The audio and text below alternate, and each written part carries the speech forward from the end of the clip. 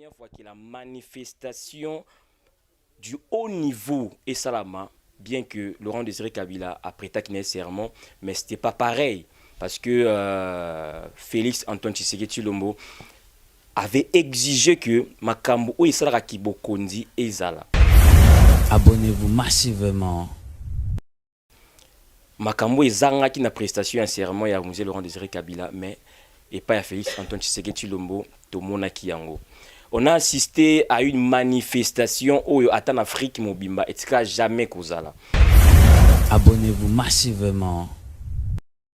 Ça là bien et ça là est nango kitoko pena donc bisonyo je peux te sepeli moi na mboka d'abord yende mutu azui pina pouvoir naie pouvoir écrasante on a ne sale maté. Abonnez-vous massivement. Abonnez-vous massivement. Mesdames et messieurs, bonjour et merci pour la confiance que vous nous donnez encore une fois. Moi, je suis ravi de vous retrouver encore très nombreux devant vos écrans pour vous servir à temps réel, comme vous le savez bien. Je suis toujours là, mais aujourd'hui, il s'agit d'une nouvelle émission.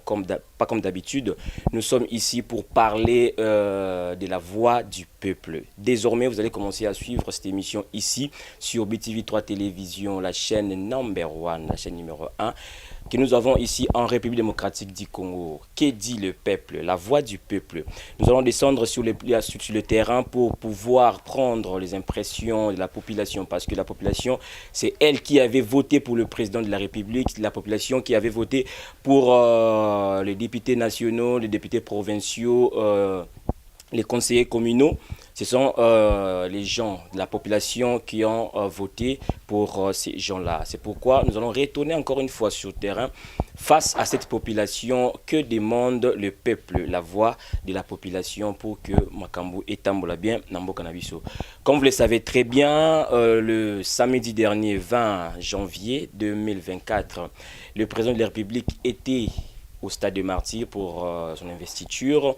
On avait suivi avec attention, avec vous tous, vous étiez là, Tolanda, qui comment est-ce que le président de la République a prêté serment.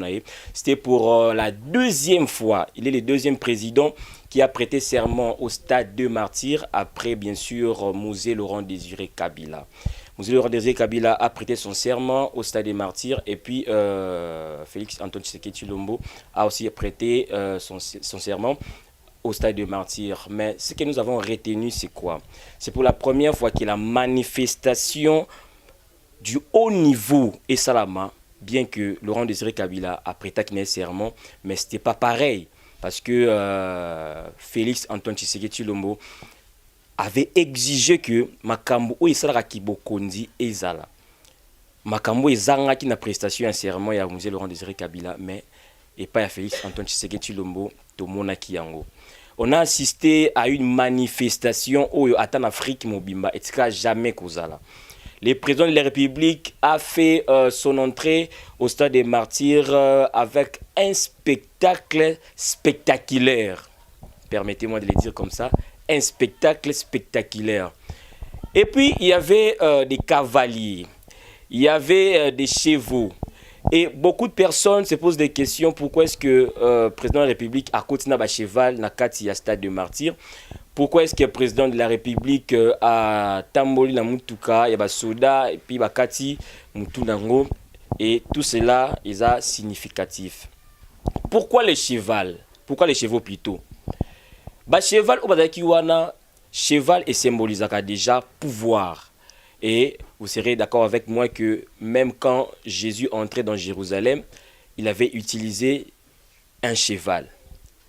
Donc, ce qui va wendre en dignité, il faut matisser l'icolo à cheval pour que pouvoir ya mutuana et la concrétiser. Il y a tout le monde qui peut attendre l'histoire, il y a Esther, na Mardoché, batunaki Naman, mutu asali bokondi.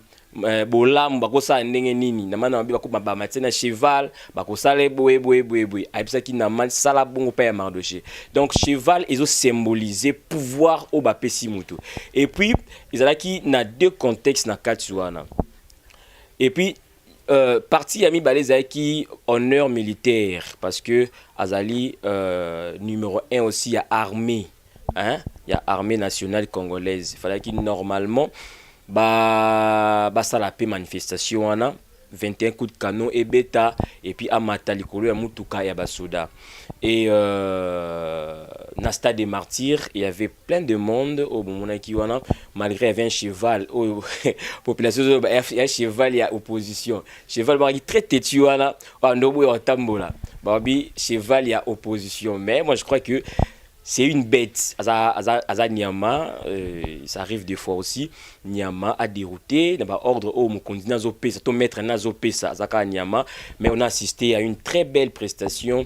Il y a discours, il y a président de la République. Il avait bien prononcé son discours, Tolanda Kiango. Et puis, à Fongoli, il y a beaucoup d'opposition à lobby, malgré na moment il y a propagande, malgré na moment il y a campagne, il y a adversaire, mais maintenant à lobby, maboko efongwami mboko eza ya biso nyonso boya to travail et puis assurer que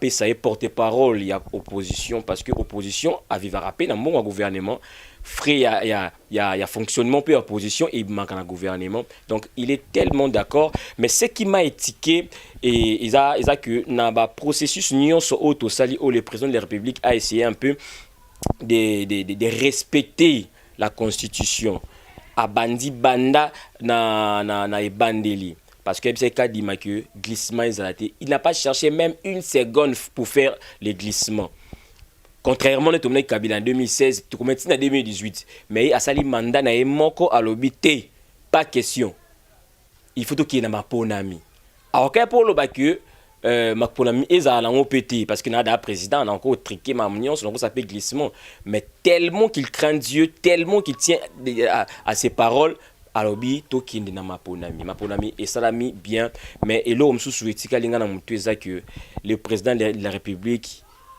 azaki numéro 20 hein le président de la République azaki numéro 20 on a voté le 20 décembre. Il a prêté son serment le 20 janvier. 20. Ça fait combien? 60. Et dans 60, nous voyons les chiffres 6. Or, les chiffres 6 symbolisent l'homme. Lorsque Dieu a créé le monde, le premier jour, deuxième jour, troisième jour et le sixième jour, Dieu a créé l'homme. Si nous parlons de l'homme, nous voyons Jésus. Là-bas, au ciel, si nous parlons de l'homme ici au Congo, nous voyons Fachi Beton qui représente la République démocratique du Congo. C'est tellement significatif dans Moutabon il fallait qu'Akazwa. Et opposition tellement que dans le pays démocratique, batu nyonso oyo ba telemelaka pouvoir ba contredisaka kaka makambo ele kaka opposition lobby que ba fraudeur bazalaki belé si on avait sanctionné les députés les candidats députés fraudeurs et nanzela pe ba député wana ba votaki pe pona mokonzi mboka c'est que il faut ka ba niler bango nyonso il faut ka ba boya bango nyonso mais moi je vous dis que pour que Fachi azwa 73% wana ezaka ka population de evotaki. Je pense bien qu'il y a un mandat nyonso ceux qui opposition et lobby likambu songolo population à Tosaka. Tout le monde n'a pas ya chichi, vie chichi. Soka lobby likambu opposition tout le terrain bandek obima. Mais comment est-ce que cette fois-ci l'opposition a appelé à la mobilisation? Babito bima le 20 janvier wana poto lobaki non l'élection wana eza ya malamu te il faut bandela en cas il faut bandela mais la population n'a pas obéi. C'est pour la première fois. Cela veut dire la population n'était pas d'accord avec l'opposition. Si la population était d'accord avec l'opposition, la population allait obéir à l'ordre donné. Prince Pengé aleki na TV alobi jour wana toko manifester toko bima na terrain pour tobo ya élection wana ba bandela élection wana mais avec quel argent on devait reprendre les élections parce qu'on avait déjà gaspillé donc je ne dirais pas gaspillé on avait déjà dépensé plus de 1 milliard point 150 millions et maintenant si on allait reprendre et puis la population avait sanctionné les candidats députés au bazali députés na mandat wana. Ce que j'ai aimé avec la population. Et c'est cette population qui a voté pour Fachi Beton. Nga nazala ki wana na bureau de vote nyonso. na bekola makala surtout funda na zaki wana et bato ba votaka Faci na 2018 te ba ko voter Faci année au parce que ça dit ils ont compris que muto a un souci à mboka surtout voter tour oyo bien que mandat passé a conquis 100% te hein 100% te mais même 70% oyo ba PCA wana c'est la population 70% wana nyonso wana va voter Faci Béton 73% plutôt va voter Faci Béton batu misusu na kati wana na mandat passé va voter ki Fayulu va voter ki Katumbi mais cette fois-ci cette population a voté pour le numéro 20 et comment est-ce que cette population peut obéir à l'opposition makambo oya sanction ya ba députés nationaux ba députés provinciaux ils pour na bango c'est pas pour les présidents moi j'étais sur terrain na comment est-ce que batu bazolo ba numéro 20 comment est-ce que batu et puis témoin na batu misusu oyo na mandat ba voter Fayulu mais Touro va voter Faci Béton parce que il savait très bien que dans cette course Fayulu ne fait plus partie course à Touro ezaki makambo ya Katumbi na Faci Béton et bah comprendre que ceux qui t'ont voté Fayulu déjà Fayulu à perdre déjà vitesse et ceux qui t'ont sanctionné Faci Katumbi a pouvoir c'est un étranger Toko Lingate un étranger a pouvoir dans Moko donc tu voté Faci Béton et on va voter Faci Béton tour oyo et la population a comprendre makambo sur ba boycotté qui na bango appel il y a opposition cette fois-ci on a vu des figures emblématiques. Il y a des députés au Bazala qui n'a mandat passé au Balekité. Ce qui a étonné les gens. Nakuya papa Molia Mobimba. Babi kate na famille na.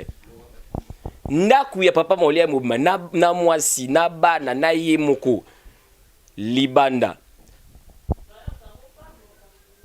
Laurent Batoumo na auto évidemment makal abimaka na ye kaka. Je ne dis pas que Laurent Batoumo na za mabe, mais je remercie la population qui a sanctionné cette fois-ci.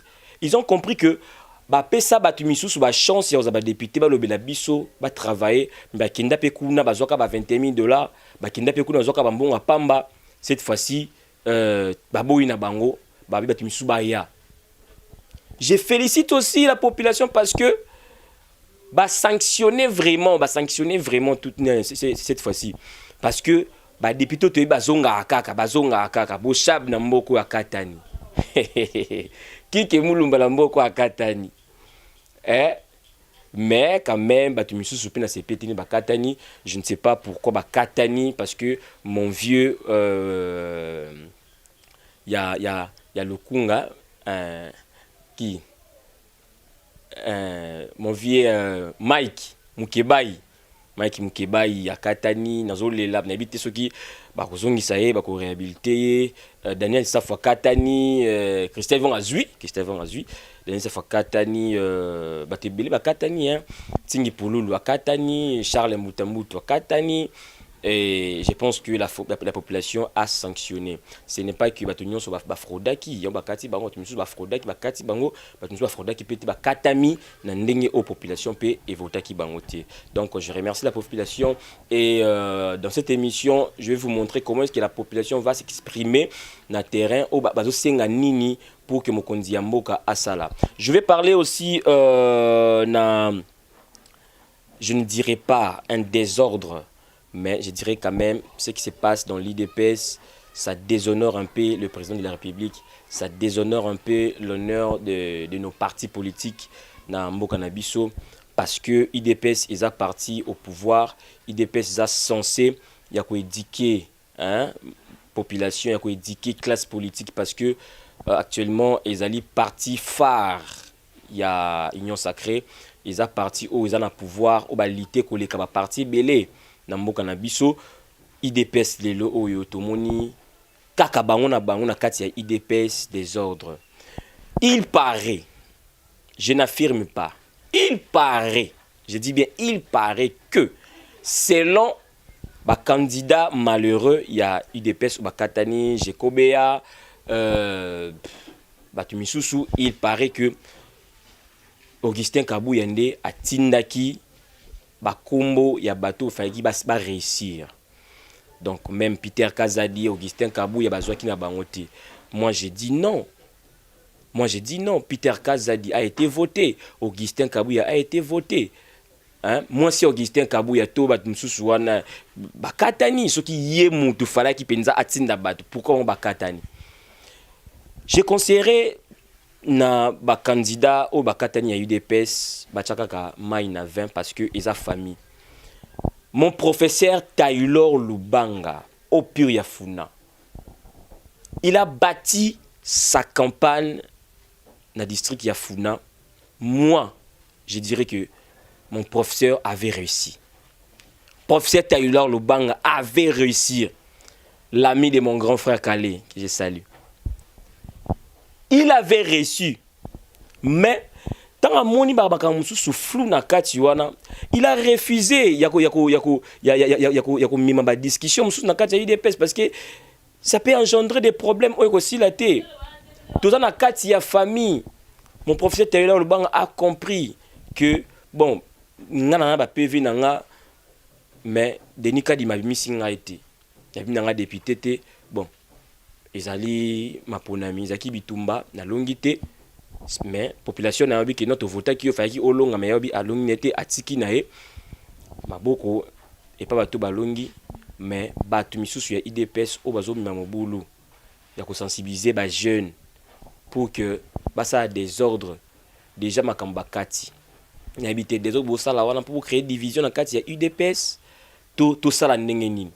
Moi je dirais qu'il faut mettre de l'eau dans le vin parce que le vin est tiré, il faut seulement les boire. Donc tout soit tempérament wana tout kitsa mutema jekobea mon vieux tout kitsa mutema mamoza liboso ebele hein ba ko mandater op ba ministère ezali ba ministère okoma donc ba ko mandater mamoza belé ba mosaïque pe à UDPS Paul Chilumba lobaki yango hein. Je ne vais pas vraiment entrer dans la kati ya ba dossier mususu na kati ya UDPS mais non c'est ngaka na UDPS to kitaka mutema to kitsa mutema mandeza ya biso to tika désordre wana parce que eko salir pe président de la République eko salir pe image ya parti to pe sakaka Augustin Kabouya secrétaire et président intérimaire maboko to ndima ndenge bazomi mabiso na kati. Je remercie aussi fils Mukoko oyo azalaki na patriotisme wana a remercier qui et puis azonga na kibomoto na ye na bon sens na ye pour un ciment. Il y a Augustin Kabouya, c'est notre secrétaire général, c'est notre président intérimaire, il faut tous na simanaye et je vais vous montrer ce qu'a été la population sur terrain, population Eleli, population Elobi, population EPC. Mokonzi mboka ba conseil par rapport ya mandat na ye ou ya bandi. Comment est-ce que mokonzi mboka akoki ko sala pour que na mandat oyo makambu et simba makambu et kende bien. Je vous conseillerais de suivre ceci et nous allons nous retourner tout juste après pour continuer. Et puis cette fois-là, je vais parler sur la force du progrès. C'est parti. Bonjour papa. Bonjour papa nanga. Lelo oyo toota ko assister na investiture à président de la République pour na deuxième mandat na ye. Et ça lion delita Holanda qui a on savait. Ça là bien et ça là nango kitoko pena donc biso nyozo peto sepeli mwana mboka d'abord yende mutu azui na pouvoir na ye pouvoir écrasante on a ne sale maté. Siko par rapport à deuxième mandat oyo osenga président de la République a elekandeni parce que na mandat wana batu misu balobi makambo etambola ki nango mais ebele pe tambola ki te. Na mandat ozo pour conseiller président ni. Bon, comme conseil na kopesa président a écarté nanu bato yo ya kala o babana na Mobutu na Kabila le père a écarté bango a sala mandat na ye na ndenge na ye penda na bwanya nyoso ndenge oyo ye alakaki biso ndenge pe investiture na ye atiki pouvoir na ye tout oyo na maboko ya Nzambe et salima pe bongo. Siko par rapport ya bakuluna des ordres bakamna so to déplorer ki na commune na biso ya Makala. Donc vraiment na kwen wana kuluna nde mutu ezo bebisa. soki ke to ya kuluna ezomata ezali nete valeur na ye président ezozala te côté kuna vraiment atia point penda atia mayele nene ya côté ya kuluna ya penda esila soki kuluna esili kimi ekozala tolala nzala te problème eza te mais kuluna esila d'abord nete ana minute oyoka na ngamo ndenge bakuluna basakaje bamapango bato. Merci papa nanga. Surtout féliciter mandat du président, deuxième mandat du président pour la vision aux commerçants. Tout ce pays, il y a un deuxième mandat. En plus, tout ce qui est pas naïmoko pour qu'il y ait des biloko pour la vision aux commerçants, moyen de vivre. Pour tout vivre bien, biloko aux mata, makas dollars aux mata, biloko aux mata. Tout ce qui est des bisous dollars. Pour tous les moyens pour vivre.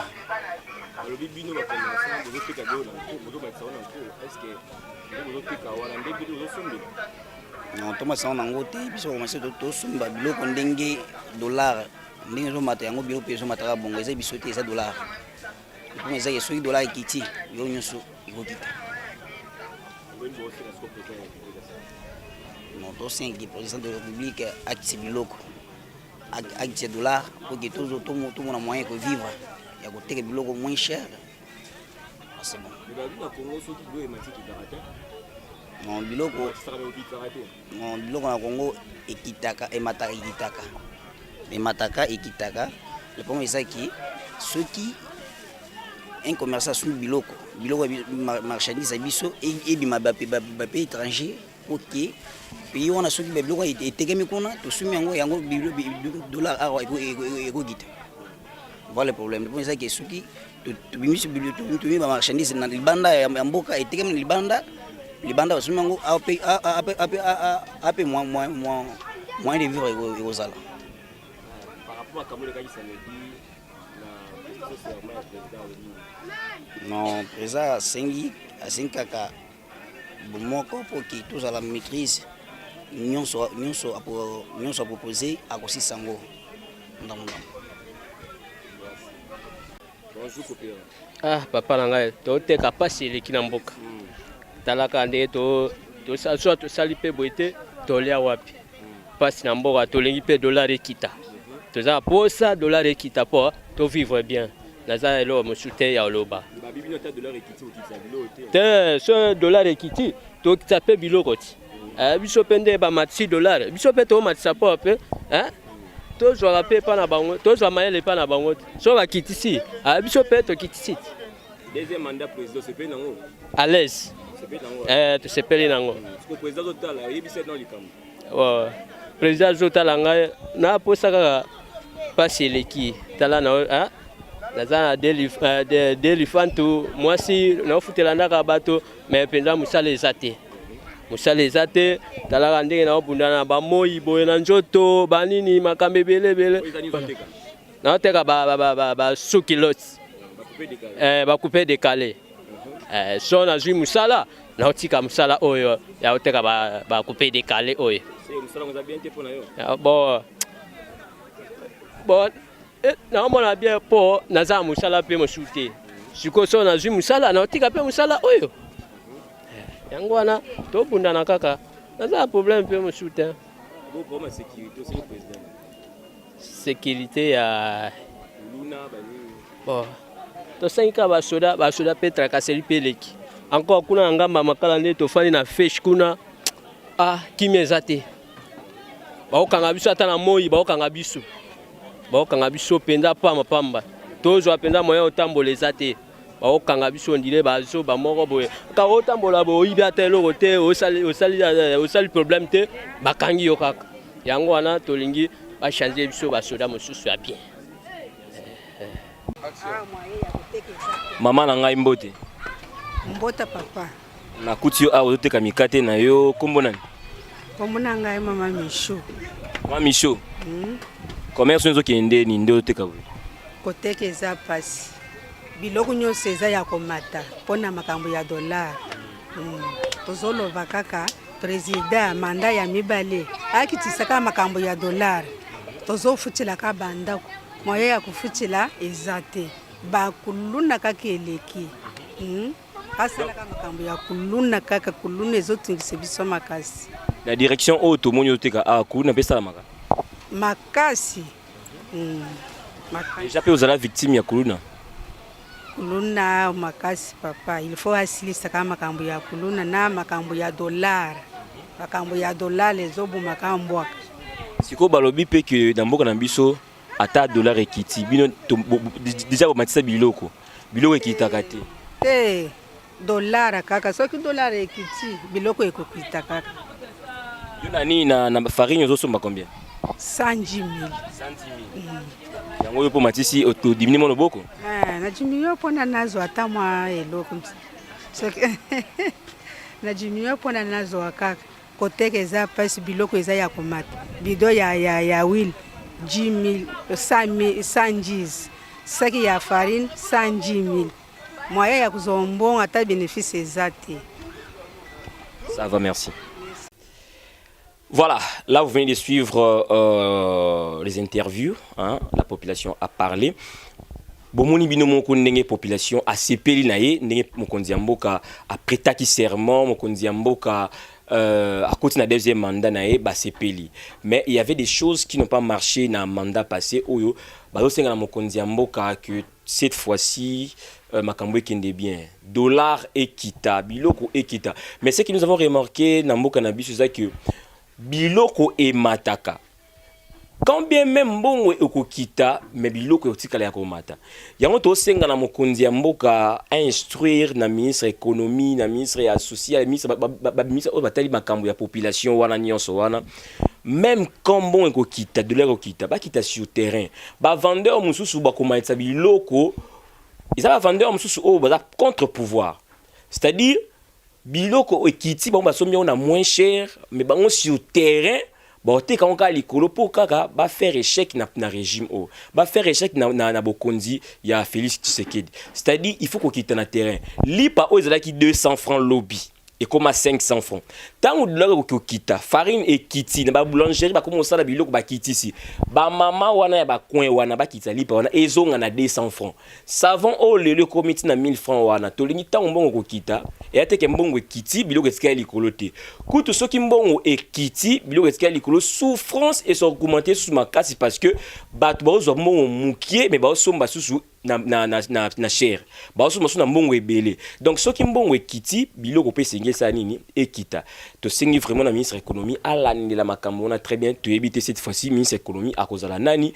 Parce que très bientôt gouvernement sika ekoya makambo sika parlement sika ekoya to senga na gouvernement ekobima wana mokonzi ya gouvernement premier ministre a instruit vraiment ministre économie makasi côté wana population ACP là banzela esalami na mandat passé to CP makambo esalami ba hôpital tongami mama emo réhabilité tongami 145 territoires on est d'accord mais cette fois-ci on a un problème, il y a social. Bana makala pe basengi route na bango oyoyo, route na bango ya soki babenga kwilu. Kwilu mais yeba na kumbo ya route ya Winza Mawanga. Route Mawanga mais kumbo na kwilu. Na komina makala. Donc soko outil université au côté première direction za qui mwenza deuxième direction wana ndé direction osenga makadame kota pour que nzele formati na monga fula. Donc et désengorger ba nzela nyonso o izaya ko kangama ba mbouteillage wana et ko sala bien et je vais parler sur la force du progrès.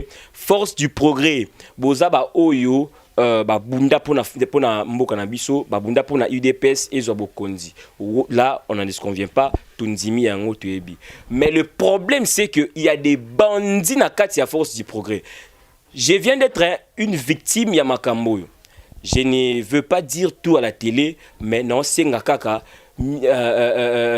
président de la République, secrétaire général Augustin Kabouya, qu'au Benda Matoi n'a pas force du progrès. Bah, tellement brutal, on m'a vandalisé la semaine passée, on m'a ravi tout ce que j'avais. Donc, ce n'est pas pour accuser la force du progrès. Et ce n'est pas pour accuser aussi l'UDPS. Mais il y a que l'UDPS est particulièrement respectueux.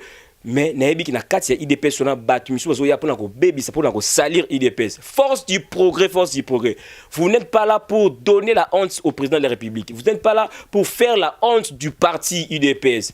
Parti UDPS est un parti qui a milité pendant 37 ans pour avoir le pouvoir. Et vous êtes là pour encourager, pour faire avancer le parti. Ce qui n'a mandat passé, besoin qui misala te, vous espérez que n'a mandat au besoin misala.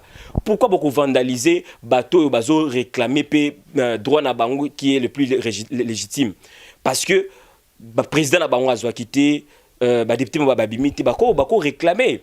Et puis ton besoin on a faut recadrer makambu. Beaucoup conseiller baninga bossa. Comment vandaliser? Comment ko panza parti ya bateau? Hein?